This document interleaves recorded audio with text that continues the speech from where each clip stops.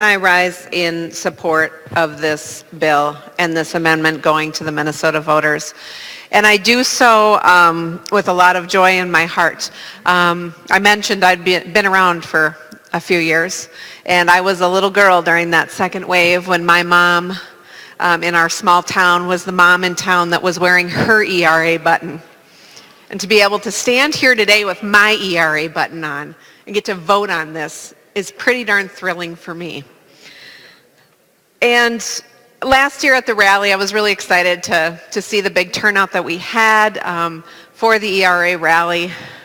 And I was thinking to myself, my goodness, it's taken a long time. The march towards equality has taken a long time, hundreds of years in this country.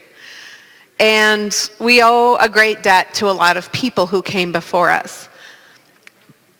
But as I looked around the room that was celebrating the march toward equality in the state of Minnesota, I understood why it's taken us this long.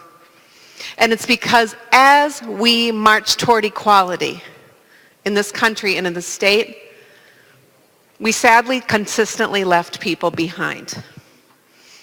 Women with disabilities had been left behind. Women of color had been left behind. Lesbian women had been left behind. Transgender women had been left behind.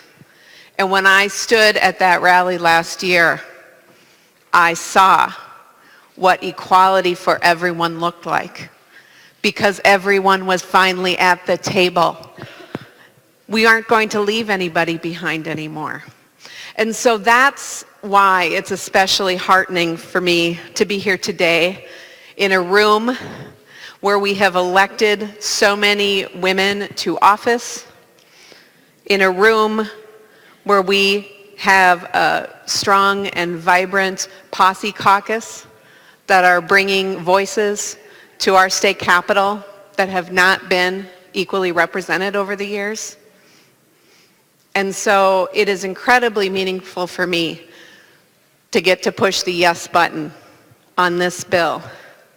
For the history that we have fought for, as Representative Kunesh-Podein laid out, and for the future that we get to build that brings everybody to the table. So please vote yes on this bill.